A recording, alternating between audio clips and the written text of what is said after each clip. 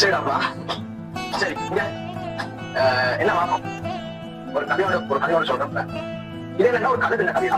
சரி என்னன்னா இந்த கழுகுகள் வந்து எப்படிப்பட்ட பிராணிகள், அந்த கழுகு வந்து எப்படிப்பட்ட பறவை இந்த கழுகுக்கு வந்து கொஞ்சம் வளர்ந்து அப்படி வேற கணக்கு வளர்ந்து வேற ஓகே. அது வந்து ஒரு குறிப்பிட்ட இதுல வந்து என்ன செய்ய அந்த கழுகு என்ன நடக்கும்னு சொன்னாங்க. அப்ப இந்த ஒரு முதிர்ச்சி அடைய வலிக்கிட்டு அந்த கழுகு என்ன செய்யும், முதிர்ச்சி அடைய வலிக்கும் ரெக்கைகள் எல்லாம் என்ன செய்யணும் அந்த இது வலிக்கு என்ன செய்யறது அடிக்கதான் மறக்கணும். அது எல்லாம் அந்த ரெக்கைகள் எல்லாம் என்னது கொஞ்சம் இது இல்லாம சரியில்லாம போய் சொல்றேன் பாருங்க.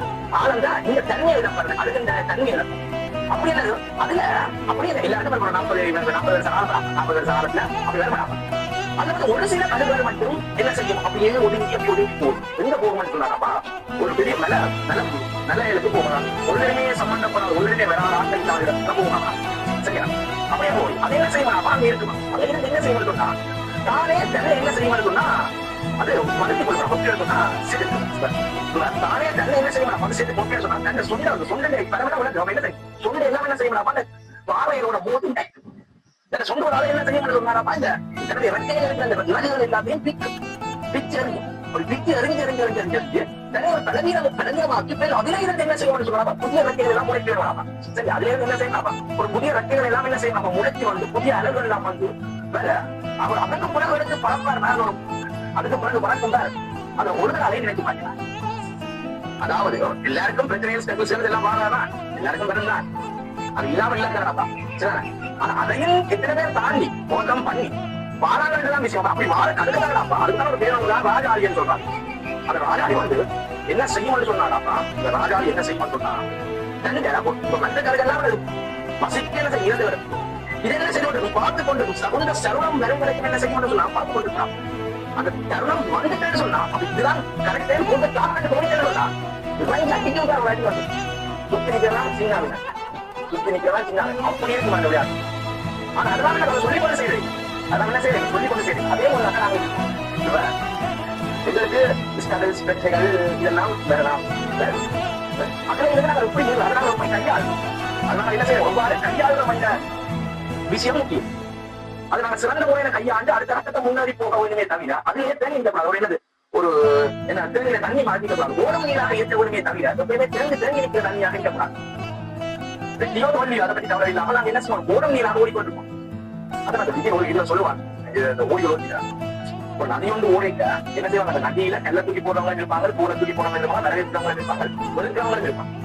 அப்ப எல்லாரும் சேர்ந்தாடாம சூழல் எல்லாமே சேர்ந்தாதான் சூழல். இந்த சூழலுக்கு இல்ல இதுக்கப்புறம் நாம வேலையை என்ன செய்வது வெறுக்காம வெறுக்கிறதும் பிடிக்காம பிடிக்கிறதும் அதெல்லாம் தேவை. நாம நம்ம கடமையை சரியா தேர்வு போய் கொண்டிருப்போம். நாங்க நம்ம கடமையை என்ன செய்வோம் நம்ம சரியா தேர்வு போய் கொண்டிருப்போம். ஒரு கட்டத்துல நாங்கள் அதே வழியை இனத்து நம்ம நதியாக அதே வழியை இனத்து சமுத்திரமாக இருக்கலாம். ஒரு கட்டத்துல நம்ம என்ன செய்வோம் சமுத்திரத்தை சரி கிடையாது. ஒரு கட்டத்துல நதி ஓடி ஓடி வந்து கடைசி அங்க போகுது சமுத்திரத்துக்கு தான் போகும். அதோட நடக்குது. அதே போல வாழ்க்கை இருப்போம். சரியா அதே போல நம்ம சின்ன சின்ன பெண்களை கண்டுபிடிக்கூடாது. சின்ன பெரிய கண்டுபிடிக்கூடாது. எதையும் ஈஸியா ஹேண்டில் பண்ணும். எல்லாரும் பார்த்துக்கலாம். இதெல்லாம் பார்த்துக்கலாம். சாதாரண ஒரு இதுதான் எந்த விஷயம் சிம்பிள் பார்த்துக்கலாம்.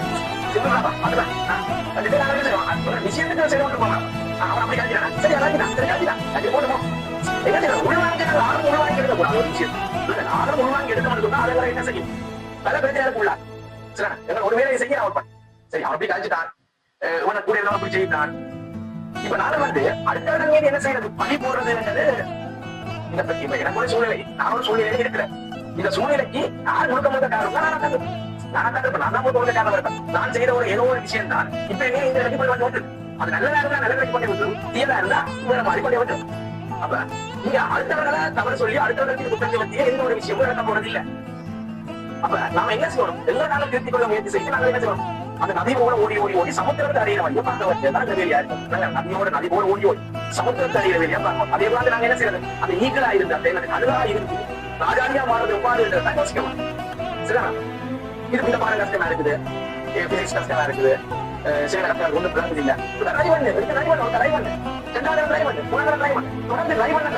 அது என்ன செய்ய வேண்டும் அந்த கடினமாக சொல்லப்படுற தன்மை மறைஞ்சு இதுதான் பழக்கம் என்ற ஒரு விஷயத்துக்கு அந்த பழக்கம் என்ற விஷயத்துல வந்து உடனே குழந்தை செய்யுங்க ஒரு விஷயம் தொடர்ந்து ரிப்பீட்டடா நடக்க பழகிடும்.